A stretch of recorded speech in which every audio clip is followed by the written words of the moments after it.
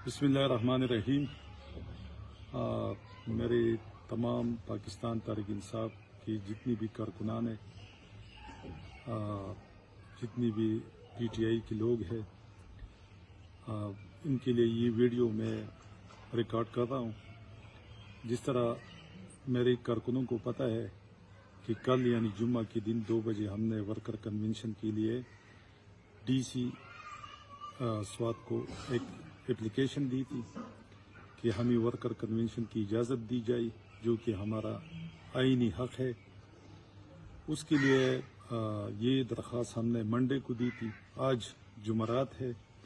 شام ہونے والا ہے، ابھی تک ہمیں نہ اجازت ملی، نہ ہمیں یہ کہا گیا کہ آپ کی اپلیکیشن کو ہم نے پینڈنگ رکھا ہوا ہے۔ تو بڑی افسوس کی بات ہے کہ خان صاحب تو جیل میں ہے، ہماری جتنی بھی بڑی کارکن ہے، جتنی بھی ورکر ہے،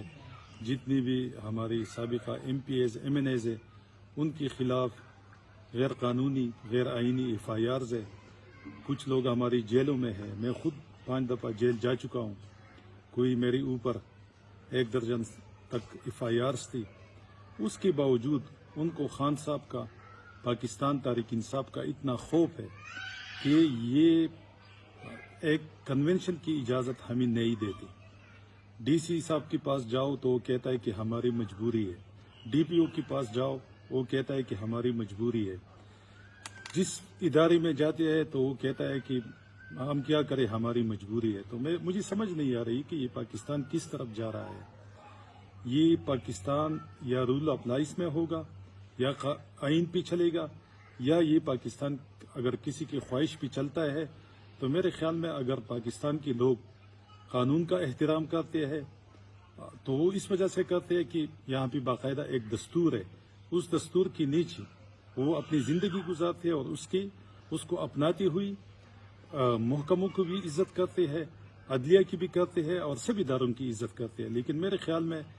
پاکستان میں جو یہ حالات جا رہی ہے مجبوری کے نام پہ، یہ ایک بہت بلنڈر ہو رہا ہے پاکستان کے ساتھ اور پاکستانی عوام کے ساتھ، جو باقاعدگی سے ٹیکس بھی دیتے ہیں، ان کے ٹیکسوں سے یہ ادارے چلتے ہیں۔ اس کے باوجود یہاں پہ لا اینڈ آرڈر کا کوئی مسئلہ نہیں ہے۔ یہاں پہ تقریباً 1 ہفتے پہلے یہاں پہ جو یہ لوٹوں کی جو پارٹی بنی ہے، انہوں نے یہاں پہ آ کے اوڈی گرام میں بھی جلسہ کیا، وہاں پہ انہوں نے خواجہ خیلہ میں بھی جلسہ کیا۔ ان کے لیے ایڈمنسٹریشن ڈپارٹمنٹ نے پوری سہولیات ان کو دی، ان کو باقاعدہ WSS جتنی بھی ٹی ایم ایس تھی سوات کی، ان کو ہدایت دی، ان کو فون کر کے ڈی سی آفس سے کہ آپ ان کی مدد کریں۔ جب ان سے بندی نہیں پوری ہو رہی تھی تو پھر WSS اور جتنی بھی ہمارے ٹی ایم ایس کے لوگ ہیں ان کو بھی وہاں جلسے میں پہنچانے کی کوشش کی گئی کہ وہاں پہ چلے، ان کو ڈائریکشن دی گئی۔ تو میرے خیال میں یہ جو ہو رہا ہے، اور اس کے علاوہ ANP نے لنڈا سے لے کے کالام تک تقریباً یہ پچھلی مہینے ستمبر میں کوئی 8-9 کنونشن کی، ان پہ بھی کوئی قطغن نہیں تھی، ان کے لیے بھی کوئی اجازت نہیں تھی۔ اس طرح جماعت اسلامی جب چاہے تو جلسہ کر سکتے، جمعیت بھی جب چاہے جلسہ کر سکتے، مسلم لیگ امیر مقام نے یہاں پہ ستمبر میں کم از کم 7-8 یہاں پہ جلسے کروائی، ان پہ بھی کوئی قطغن نہیں ہے۔ تو پاکستان تحریک انصاف کے لیے یہ دوہرا معیار کیوں ہے؟ یہ لوگ سوال پوچھتے رہیں گے۔ اگر آپ لوگوں کو اتنا خوف ہے ایڈمنسٹریشن کو، پولیس ڈپارٹمنٹ کو، کہ پاکستان، اب تو کہتے ہو کہ پاکستان تحریک انصاف تو ختم ہو چکی ہے، جب ختم ہے تو آپ ایک تو نہ آپ الیکشن کروا سکتے ہیں، الٹا ہمارے جو ہم قانونی طور پہ، کیونکہ ہم قانونی لوگ ہیں، ہم آئینی لوگ ہیں، ہم اس ملک کے وفادار لوگ ہیں، ہم جب آپ کو اپلیکیشن دیتے ہیں کہ ہمیں اجازت دی جائے تو اس کے باوجود ہمیں اجازت نہیں ملتا، تو یہ میرے خیال میں یہ جو ایک ملک میں دو دستور کا جو رواج قائم ہو چکا ہے، میرے خیال میں یہ پاکستان کے لیے، پاکستان کے مستقبل کے لیے، اور خصوصاً پاکستان کے عوام کے لیے یہ ایک بھیانک خواب بنتا جا رہا ہے۔ تو یہی میرے ریکویسٹ ہے، اگر ہمیں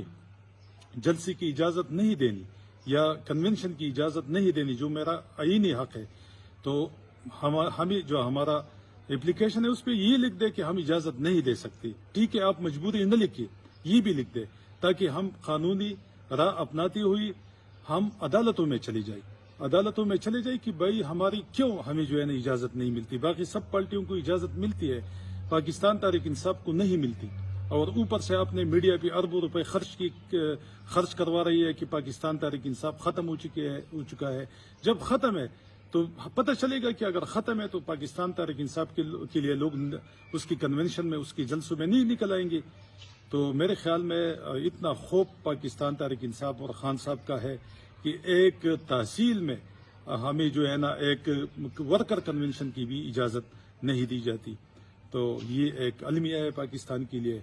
اور اللہ پاک پاکستان کو اور پاکستانی عوام کو اللہ پاک ایک بہتر مستقبل کے لیے ہم دعا گو ہے کہ پاکستان بھی قائم اور دائم رہے اور پاکستان کے لوگ بھی زندہ آباد رہے. شکریہ.